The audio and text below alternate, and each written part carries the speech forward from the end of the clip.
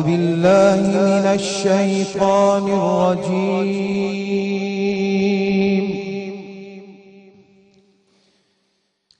بسم الله الرحمن الرحيم.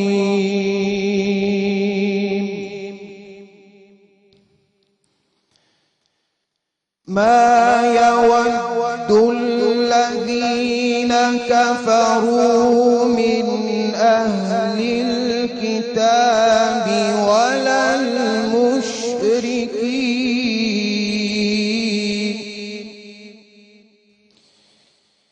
من أهل الكتاب ولا المشركين أن ينزل عليكم من خير من ربكم والله يختص برحمته من يشاء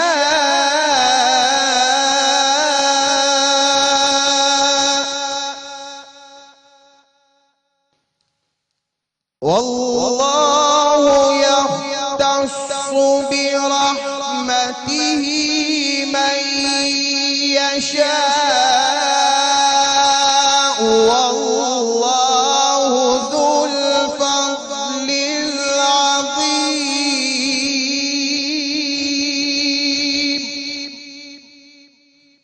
ترجمہ سورۃ البقرہ آیت نمبر 105. نہ وہ لوگ جو اہل کتاب میں سے کافر ہو گئے اور نہ ہی مشرکین اسے پسند کرتے ہیں کہ تمہارے رب کی طرف سے تم پر کوئی بھلائی اترے، اور اللہ جسے چاہتا ہے اپنی رحمت کے ساتھ خاص کر لیتا ہے، اور اللہ بڑے فضل والا ہے. بسم اللہ الرحمن الرحیم.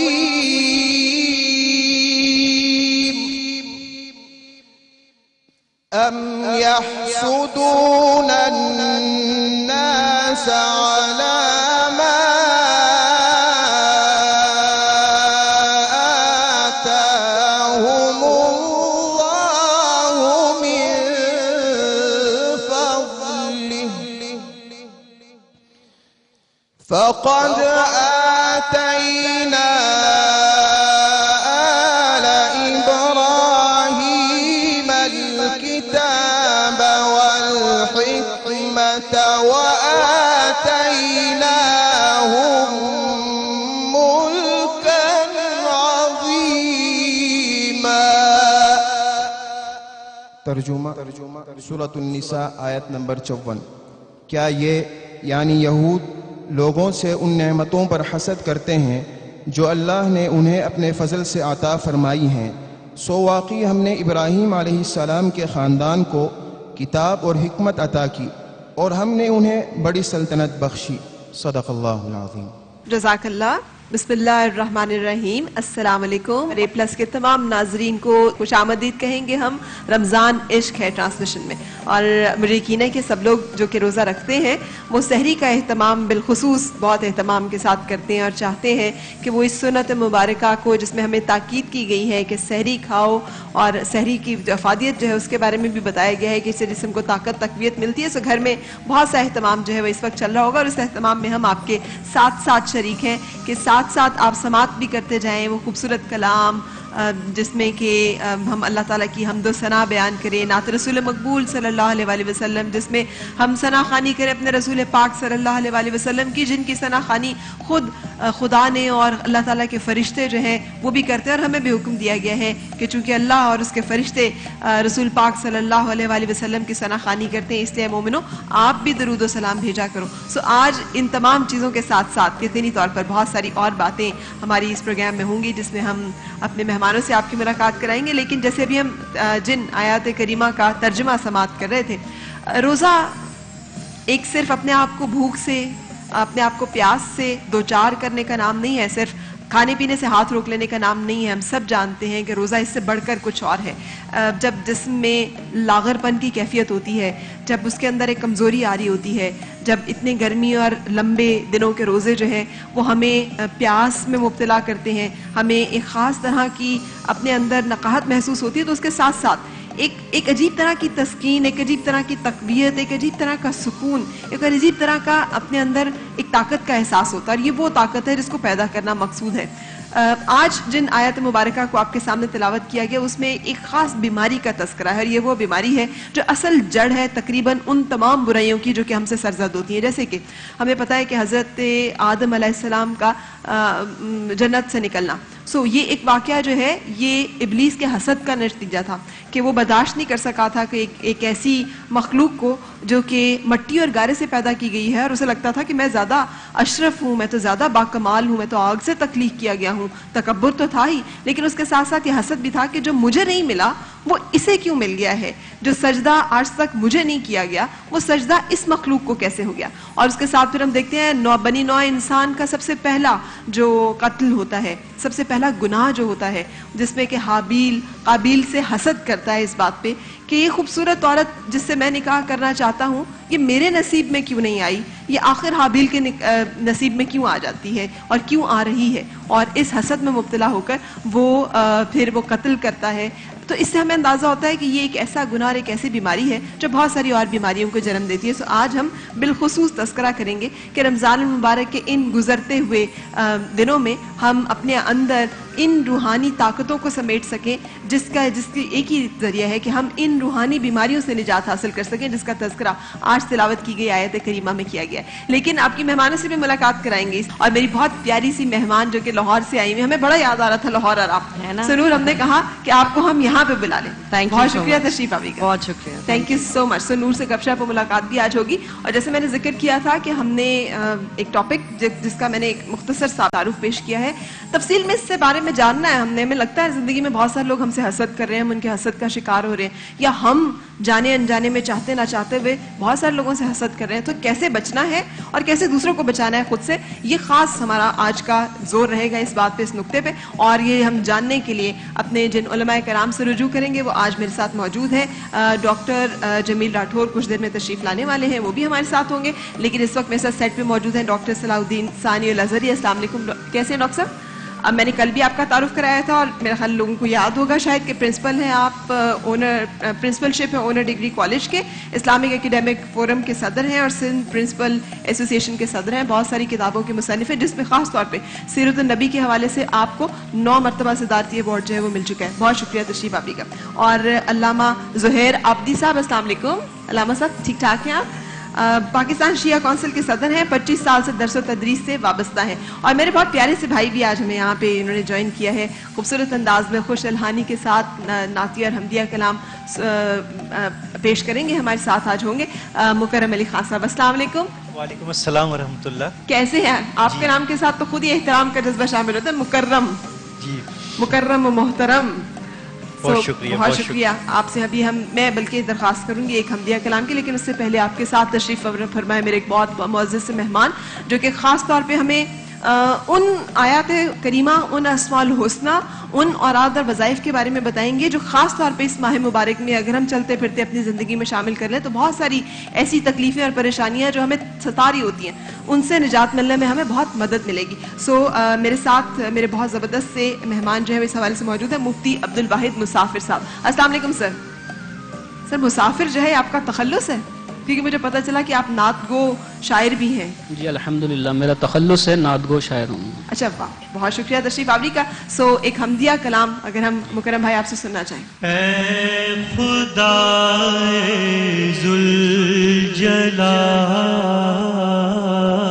ذوالجلال, ایک نظر رحمت کی ڈال, اے خدا ذوالجلال, ایک نظر رحمت کی ڈال, اے خدا پاک اے رب الکریم, بسم اللہ الرحمن الرحیم سر جھکاتے ہیں تیرے دربار میں، کیونکہ ہم تو خادم ہیں تیری سرکار میں، اے خدائے ذوالجلال، ایک نظر رحمت کی ڈال ہے، تو ہی مالک، تو ہی بندہ نواز، جانتا ہے تو ہمارے دل کے راز، کیا زمین کیا آسمان کیا صبح و شام ہیں سبھی تیرے اشاروں کے غلام، تو جو چاہے ذرہ بھی ہو آفتاب، جس کو چاہے اس کو دے تو بے حساب، اے خدائے ذوالجلال، ایک نظر رحمت کی ڈال، جس پہ ہو تیری عنایت کی نظر، ہے فرشتوں سے بھی اعلیٰ وہ بشر، کوئی مفلس ہے کہ دولت مند ہے، تیری رحمت کا ضرورت مند ہے، نیک ہے اور کون بد انسان ہے، اس کی تو بس تجھ کو ہی پہچان ہے، اے خدائے ذوالجلال، ایک نظر رحمت کی ڈال، کیا خبر جو یہاں گناہگاروں میں ہو، وہ تیری قدرت کے شہکاروں میں ہو، ہم کو دکھلا نیکیوں کا راستہ، تجھ کو ہے اپنی نبی کا واسطہ، دل کو دو دنیا کی دولت بخش دے، یعنی انسان کی محبت بخش دے، یعنی انسان کی محبت بخش دے، سب آخر میں کہہ دے بالکل، اے خدائے ذوالجلال، ایک نظر رحمت کی ڈال، اے خدائے ذوالجلال، ایک نظر رحمت کی۔ خوش آمدید رمضان عشق ہے ٹرانسمیشن میں۔ میں واپس اپنے سوال کی طرف آتی ہوں، سوال کو دوبارہ ایک دفعہ دہرائے دیتی ہوں۔ ہم نے دیکھا کہ حضرت آدم علیہ السلام بھی حسد کا شکار ہوئے اللہ تعالیٰ کی تنبیہ کے باوجود وہ ان سازشوں کا شکار ہوئے؟ جی حضور صلی اللہ علیہ وسلم پہ بھی حسد کا شکار ہوئے، جادو کیا گیا.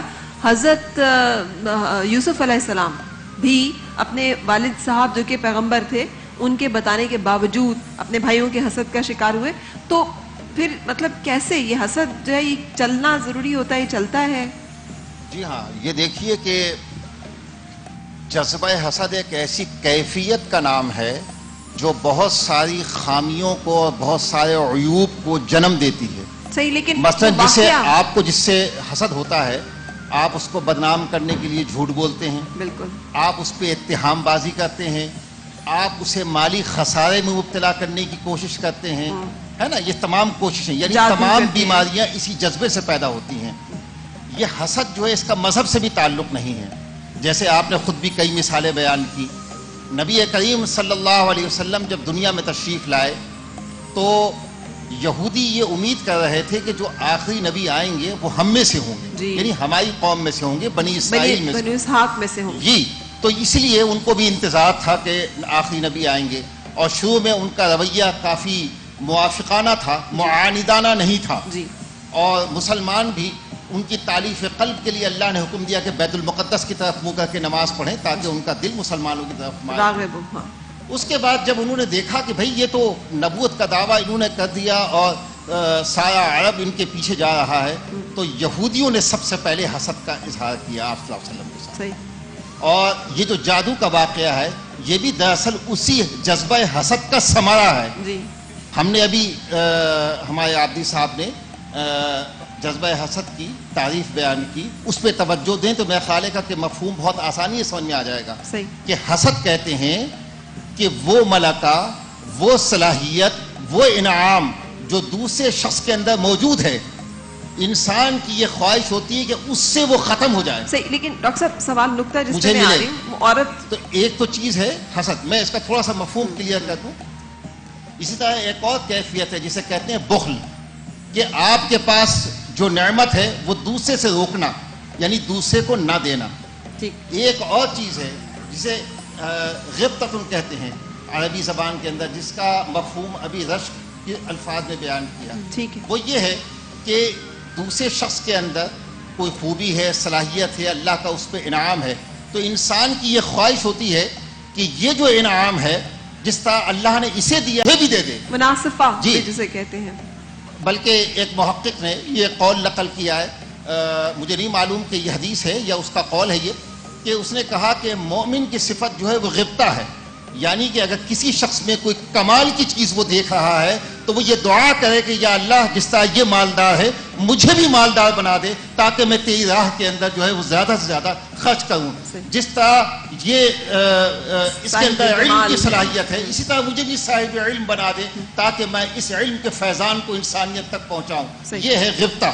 تو غبطہ جو ہے وہ ہے مسلمان کی صفت. صحیح. میں وہ تو اس کے قرآن اندر پاک یہ میں بھی جذبہ ہے ہونا چاہیے. کہ نیکی کی رغبت یہ ہے رکھا منافق کرو. کی صفت حسد. صحیح. لیکن سر میں جو سوال کرنا چاہ رہی ہوں وہ یہ ہے کہ حضور پاک صلی اللہ علیہ وسلم بھی حسد کا شکار ہوئے، حضرت آدم علیہ السلام بھی حسد کا شکار ہوئے، حضرت یوسف علیہ السلام بھی حسد کا شکار ہوئے. تینوں بڑی برگزیدہ، بڑی محترم ہستیاں ہیں، انبیاء ہیں اپنے اپنے، اور آپ صلی اللہ علیہ وسلم تو نبی رحمت ہیں، نبی آخر الزمان ہیں.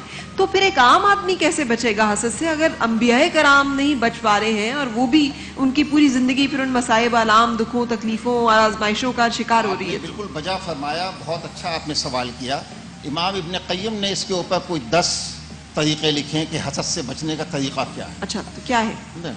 اس میں انہوں نے ایک طریقہ تو یہ لکھا ہے قرآن کریم سے استفادہ کرتے ہوئے کہ اگر آپ محسوس کرتے ہیں کہ کوئی آپ سے حسد کر رہا ہے تو آپ اس سے اگنور کیجیے، یعنی آپ اس پہ توجہ نہ دیجیے. جو ابھی ایک خاتون نے بھی یہ بات کہی تھی کہ آپ اس کو اپنے دل پہ لیں ہی نہیں. صحیح.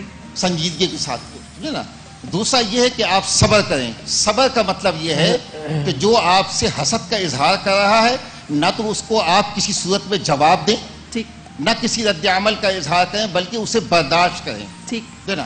اس لیے کہ قرآن کریم میں اللہ تعالیٰ نے فرمایا کہ وَمَن يَتَوَكَّلْ عَلَى اللَّهِ فَهُوَ حَسْبُهُ، جو اللہ پر توکل کرتا ہے اللہ اس کے لیے کافی ہو جاتا ہے. بے شک. نبی کریم صلی اللہ علیہ وسلم کے خلاف بھی جو ہم دیکھتے ہیں نا کہ یہ حسد میں آئے، تو یہ مسلمہ کذاب جس نے اس زمانے میں نبی کریم صلی اللہ علیہ وسلم کے زمانے میں بھی ہی نبوت کا دعویٰ کیا تھا، تو اس کے ایک ماننے والے نے خود یہ اعتراف کیا، جو مورخین نے لکھا ہے، اس نے کہا ہمیں معلوم ہے سمجھے نا کہ سچے نبی وہ ہیں، لیکن یہ نبی تو ہمارے قبیلے کا ہے نا، اس لیے ہمیں یہ نبی پسند ہے۔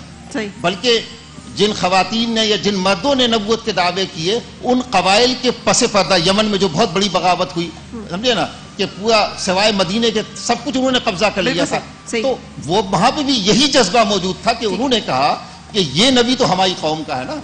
تو ہم دوسرے اس کو کلیریفائی کر دوں کہ انبیاء کرام کو حسد کا شکار کرنے کی کوشش کی گئی، اچھا، انبیاء کرام حسد کا شکار نہیں ہوئے۔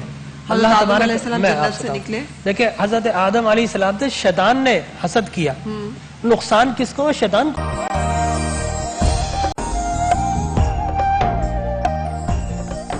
روحانی غذا بھی ساتھ ساتھ ہوتی جائے۔ قصیدہ بردہ شریف ماشاءاللہ بہت کچھ الہانی سے آپ نے پڑھا ہوا ہے، تو ہم چاہ رہے ہیں کہ ہم آج یہ سعادت حاصل کریں کہ آپ سے یہاں بیٹھ کے سن سکیں۔ مولاي صل وسلم دائما ابدا على حبيبك خير الخلق كلهم مولاي صل وسلم دائما ابدا على حبيبك خير الخلق كلهم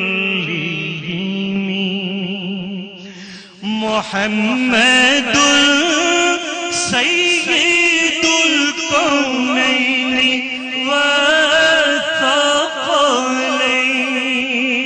والثقلين محمد سيد الكونين والثقلين والفريقين من عرب ومن عجم آپ جنوں انس اور کونین کے سردار ہیں، آپ جنوں انس اور کونین کے سردار ہیں، وہ عرب ہو یا عجم ہو آپ ہی مختار ہیں۔ مولاي صل وسلم دائما ابدا على حبيبك خير الخلق كلهم هو الحبيب الذي ترجى شفاعته هو الحبيب الذي ترجى شفاعته لكل حول من الأغبال مقتحم وہ حبیب ایسے کہ جن سے ہے شفاعت کی امید، وہ حبیب ایسے کہ جن سے ہے شفاعت کی امید، وقت حال و خوف میں پیش آئے جبرن جو علم مولا یا صلی وسلم دائما ابدا على حبيبك خير الخلق كلهم يا نفس لا تقنطي من زلة عزومت يا نفس لا تقنطي من زلة عزومت إن الكبائر في الغفران كالأمم اے نفس مایوس نہ ہو تیرے گناہ گر بڑے اے نفس مایوس نہ ہو تیرے گناہ گر بڑے رب کی رحمت ہے بڑی تیرے گناہوں سے پرے مولا یا صلی وسلم دائما ابدا على حبيبك خير الخلق كل